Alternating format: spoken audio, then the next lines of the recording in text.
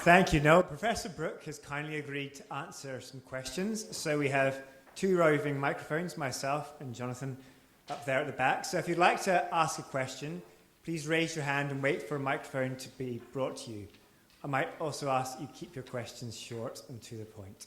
So do we have any questions?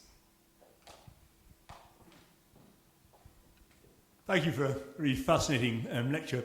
Just the very conclusion of the lecture, Darwin's doubt about how far our ability to come to metaphysical and theological conclusions can be trusted given the origins of the brain.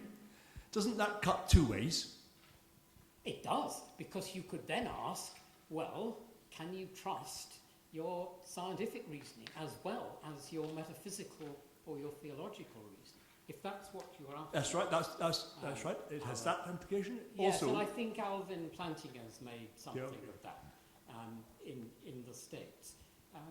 Darwin doesn't answer that particular question. I think it's a very difficult one. I suppose what one could say is that there are rigorous tests that any scientific theory has to undergo before it can win the assent of other minds. Whereas critics of religion would doubtless say that rigor and that evidential basis is not actually quite so powerful. But I'm glad you've asked that question, because it's the very one that I used to ask. And I certainly don't know how Darwin would have answered it if you had really pushed him.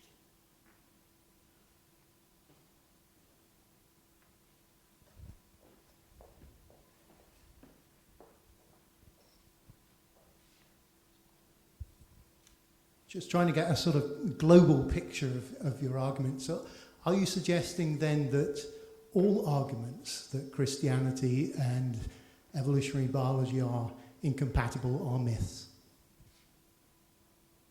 Well, clearly there's a terrific space here for interpreting what actually means by certain Christian doctrines. And as you know, there have been many different interpretations of the biology when it comes to the fundamental presuppositions. I would not say that every interpretation of evolution and somehow every interpretation of a religious doctrine, I certainly wouldn't say that they are all incompatible, but some most certainly are. I mean, if you try to defend a literalistic reading of Genesis and try and defend that and say that it's compatible with evolution, you're not going to get much mileage out of that. And I think there are really quite a lot of other things which, on deeper analysis, certainly pose genuine problems. The last thing I want to do is to pretend that it's all rather facile and one can cope. I do think that there has been a complicated literature on what one means by the word soul, what one ultimately means by human uniqueness. In some of those interpretations of the biology and in some of the interpretations of the theology, there is conflict, and you're not going to be able to escape it.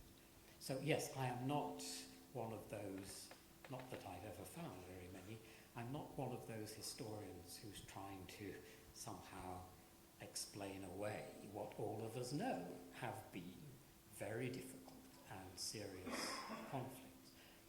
But I think the conflict tends to get exaggerated when it's perfectly clear, certainly to me, that many scientific innovations have been open to multiple interpretations. And for the time in which that science is extant, before that science becomes extinct, you are going to find conservative religious thinkers opposing the innovation. It's uncomfortable. It's hitting at cherished interpretations. But you're also going to find those who are taking the more adventurous position. Sorry, is that... oh, I've moved away from... I'm very sorry if that was not so clear. Thanks for that. Does that help at all, Kevin? I certainly would not want to be misconstrued on that. I was interested in your comment about the Huxley-Wilberforce debate, that it wasn't that the conclusion was obvious and then was hitting the headlines and was maintained. It basically faded away and then was basically refreshed by other people for their purposes later on. Yes, I mean, as far as I know, the evidence for saying that is very strong. I have a friend and colleague, Frank James, who is the historian of science at the Royal Institution in London. He's gone right through the appropriate newspaper, other scientific archives. Between 1860 and 1888, there are occasional references to it, but it's not the great debate, that hit the headlines. I think the myth is that those who enjoy perpetrating the myth do like to have some resource to indicate a critical victory for science over religion, a watershed moment.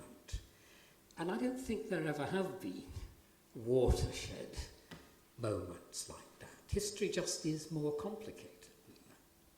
Kind of advertising that we have today. Oh, but there have been, Eric.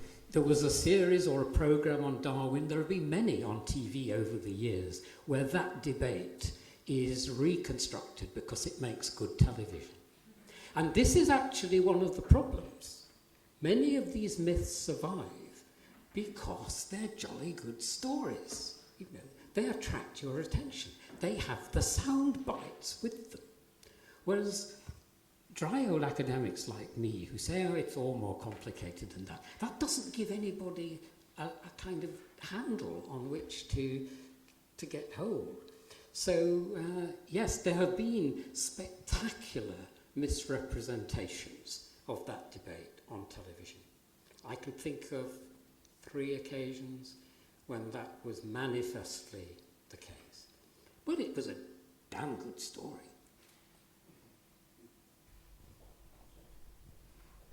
There are the theories about aliens and their impact on evolution of a human being.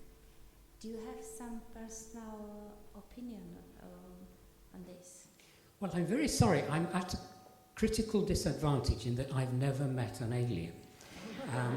To my knowledge, it's a very interesting point you've raised because, of course, there have been really quite eminent scientists from time to time, sorry about the feedback here, who have speculated that maybe the origin of life, if not evolution, might have come from something outside ourselves. I remember as a young man feeling that didn't really explain very much because you seem to be putting the problem of the origin of life only further back, that it was coming from somewhere else, but then you've got the question, how did it originate, where it came from? I think where the topic of aliens or other life elsewhere in the universe really does hit home, and has done for Christian theology. It worried one of the great Scottish preachers of the 19th century, Thomas Chalmers, is what would happen if you discovered intelligent life on other worlds? Does that really constitute a threat to one's religious tradition and to one's religious thinking?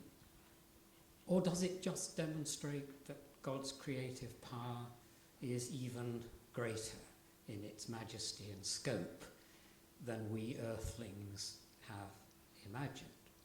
But there is a particular problem with this, and it concerns the doctrine of incarnation and whether Jesus Christ can, in some deep sense, be described as a second person of the Trinity, as God, in some very direct sense.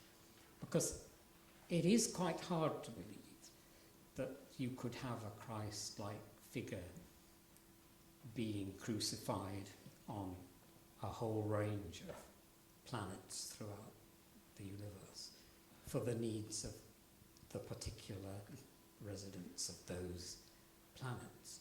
And that has been a problem for theology, because there have been widely diverging views on whether the doctrine of incarnation would survive the discovery of intelligent life elsewhere. I, on the whole, take the view that it shouldn't. And there has been a very interesting survey done by Ted Peters in California, who issued a survey to members of different religious traditions, asking the question, would your faith be at all weakened or affected if aliens were discovered? And you know, he discovered something very interesting, that in almost every religious tradition, the answer to that question was, it wouldn't bother me, but I think it would for people in other religious traditions.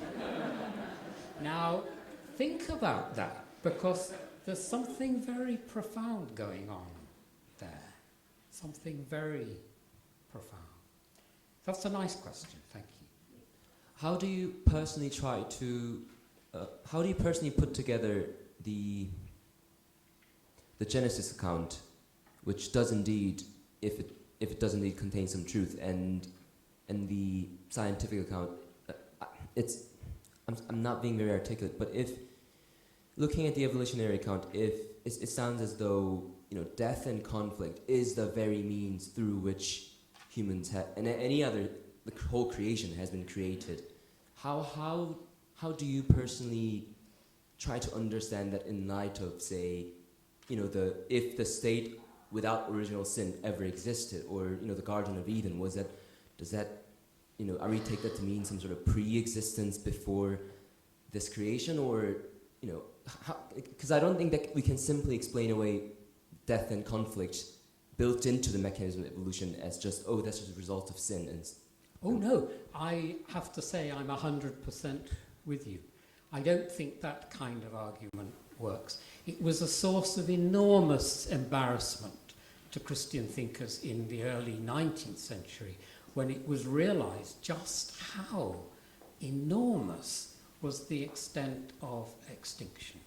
It's the thing that really struck Darwin in South America when he was on the Beagle voyage. It's something that you can miss if you think that it's quite an easy task just to give some theological gloss on evolution. There were a lot of religious thinkers in the late 19th century, liberal Anglicans among them, who did think it was just quite an easy job. You just say evolution is God's method of creation, problem solved. But it wasn't as simple as that. And you're perfectly correct, I think, in suggesting that to postulate some kind of pre-existing paradisical state, and then the fall introduced death and pain and suffering. With the scientific knowledge that we have today, I would just find it impossible to accept that. So there are, I mean, these are examples of what I, for one at least, but I'm not alone, do think are genuine problems. But having said that, there are many profound interpretations from theologians and from scientists too of what the meaning of the doctrine of the fall should be for a modern age. And a very interesting example of that is in the writings of one of the great geneticists of the 20th century, Theodosius Dobzhansky, who throughout his life was a member of the Eastern Orthodox Christian Church. And he gives an exegesis of the doctrine of the fall, describing it as a profound moral insight, and one in which he does think that human beings have a heavy responsibility in nature for trying to minimize human suffering. And he says it's a responsibility that only humans have. This is carrying on with another gloss on the problem of uniqueness. Animals cannot be held responsible for failing to improve the human condition. But we human beings can. And for him, the doctrine of the fall is expressing something of that.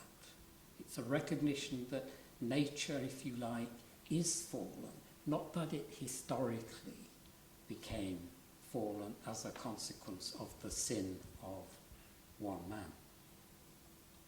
So I think I'm seeing where you're coming from, and I hope where I'm trying to go to doesn't seem too unattractive. But quite openly, I have to say, I do not see any way in which you can reconcile what I want to call a literalistic reading of Genesis. Not a literal reading, because the word literal has itself many, many different meanings for a theologian, certainly. So it's a tricky one, but you can still have profound existential truths in Scripture without, as it were, the narrative and the story having to be historically or scientifically accurate. I think I understand where you're going with in terms of human condition. Could you tell us please a bit more about what that makes you conceive of God? Like a God who would use, death and conflict as a very mechanism to create humans. What do you take that to mean about God? I've had many, many different thoughts about that. There is a line of argument with which I have some sympathy, which says that God, being who God is, whatever the mechanism that he has devised, sorry for the he word, whatever mechanism God has devised, we have to believe, if we have religious faith, that it is the best of all possible, even though it may be shocking to us.